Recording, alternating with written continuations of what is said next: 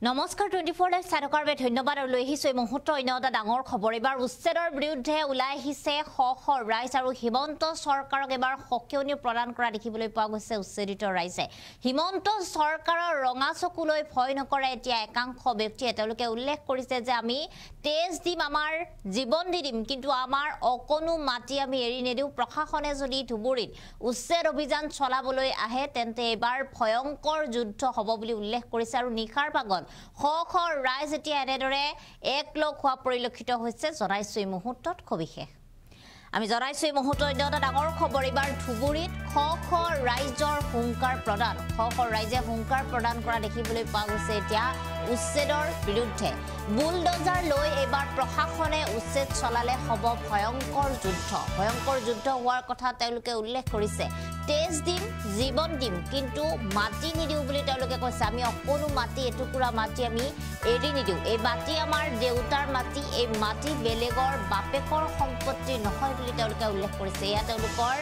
দেউতাক তেওঁলোকৰ ককাকৰ মাটি বুলি তেওঁলোকে উল্লেখ কৰিছে আৰু হিমন্ত চৰকাৰৰ ৰঙা চকুলৈ আমি ভয় নকৰো ধুবুৰীত হুংকাৰ প্ৰদান হাজাৰ মুছলমানৰ আৰু ইতিমধ্যে হাজাৰ মুছলমানে তেওঁলোকে হুংকাৰ প্ৰদান কৰা দেখিবলৈ পোৱা গৈছে নিখাৰ ভাগত এনেদৰে কেইবাখনো গাঁৱৰ ৰাইজ একেলগে ওলাই আহিছে ৰাইজ তেওঁলোকে একলগ হৈছে আৰু উচ্ছেদৰ বিৰুদ্ধে প্ৰশাসনৰ যি উচ্ছেদ অভিযান তাৰ বিৰুদ্ধে তেওঁলোকে একলগ হোৱা দেখিবলৈ পোৱা গৈছে শৰীৰত এক বিন্দু তেজ থকা পৰ্যন্ত আমি আদানী আম্বানীক আমাৰ মাটি দিওঁ কিয়নো আদানী আম্বানীক মাটি দিয়াৰ নামত চৰকাৰে ইতিমধ্যে বহু ঠাইত উচ্ছেদ অভিযান চলোৱা দেখিবলৈ পোৱা গৈছে আৰু তেওঁলোকে উল্লেখ কৰিছে যে আমাৰ জন্ম ইয়াতে হৈছে ইয়া আমাৰ দেউতাৰ মাটি ইয়া আমাৰ ককা আজু ককাৰ দিনৰ মাটি আৰু এই মাটি আমি এটুকুৰাও এৰি নেদো চৰকাৰক আৰু ৰাজ্য চৰকাৰৰ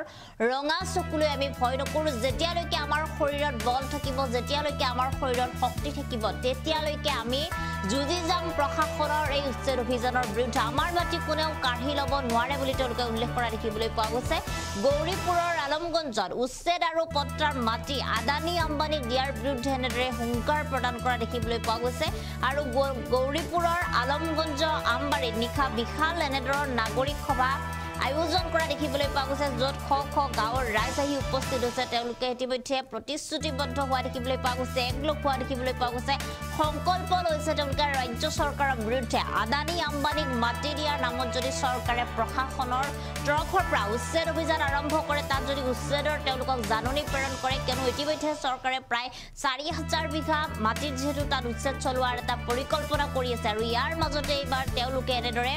একলগ হোৱা দেখিবলৈ পোৱা গৈছে উচ্ছেদৰ তেওঁলোকে বিৰোধিতা কৰিছে তেওঁলোকে কৈছে যে আমি চৰকাৰৰ ৰঙা চকুলৈ ভয় নকৰো এয়া আমাৰ দেউতাৰ মাটি এয়া আমাৰ নিজৰ মাটি এয়া আমাৰ ককা আজু ককাৰ দিনৰ মাটি যদি এই মাটিত তেওঁলোকে উচ্ছেদ চলাবলৈ আহে তেনেহ'লে আমাৰ শৰীৰত যেতিয়ালৈকে তেজ থাকিব আমি যেতিয়ালৈকে যুঁজিব পাৰিম তেতিয়ালৈকে যুঁজি যাম কিন্তু কোনো কাৰণত ইয়াতে উচ্ছেদ চলাবলৈ দিয়া নহ'ব বুলি তেওঁলোকে হুংকাৰ প্ৰদান কৰা দেখিবলৈ পোৱা গৈছে আৰু ইয়াৰ পিছতে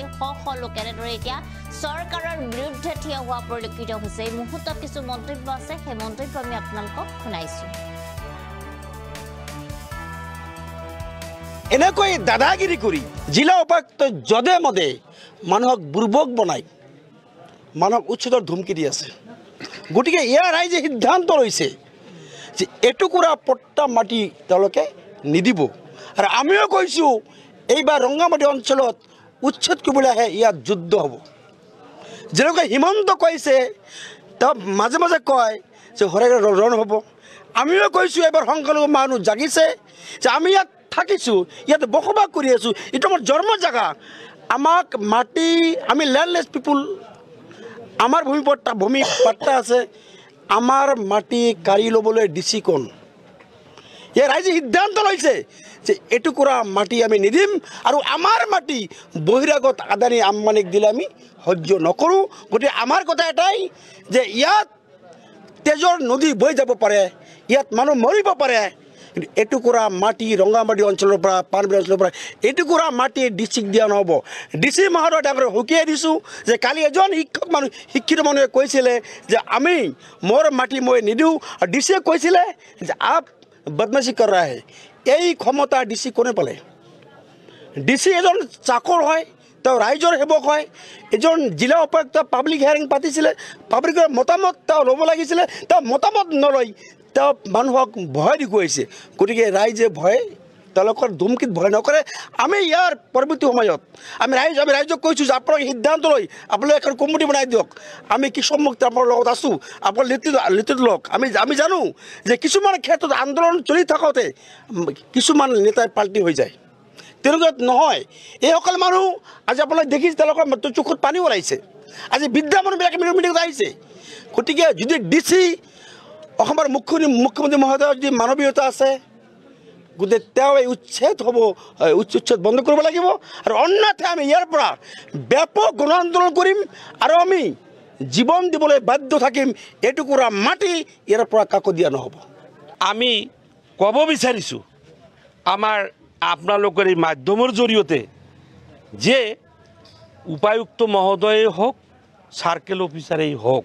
অসম চৰকাৰেই হওক উচ্ছেদৰ যিটো বিধি বহিৰ্ভূত উচ্ছেদ ইয়াতে যে চলাবলৈ আগবাঢ়িছে এইটো নহয়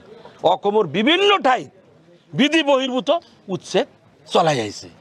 আৰু মানুহক আজি উদ্বাস্তু গৃহাৰা হৈ তেওঁলোকৰ শিক্ষাৰ পৰা বঞ্চিত হৈছে তেওঁলোকৰ খাদ্য বস্ত্ৰৰ পৰাও ইভেন বঞ্চিত হৈছে স্বাস্থ্যৰ ক্ষেত্ৰতো তেওঁলোকে চিকিৎসাৰ পৰাও বঞ্চিত হৈ আছে গতিকে এনে ক্ষেত্ৰত আজিৰ এই কাৰ্যসূচীৰ দ্বাৰা আমি চৰকাৰক দাবী জনাইছোঁ ধুবুৰী জিলা উপায়ুক্ত মহোদয়ক দাবী জনাইছোঁ যে ইয়াতে যাতে উচ্ছেদ কৰিবলৈ আগবাঢ়ি নাহে ধৰ্মীয় সংখ্যালঘু অসমৰ মাননীয় মুখ্যমন্ত্ৰী ইতিপূৰ্বে ষ্টেটমেণ্ট দিছে যে বিশেষ সম্প্ৰদায়ৰ পৰা মাটি কাঢ়ি লোৱা এইটো মই আসক্ত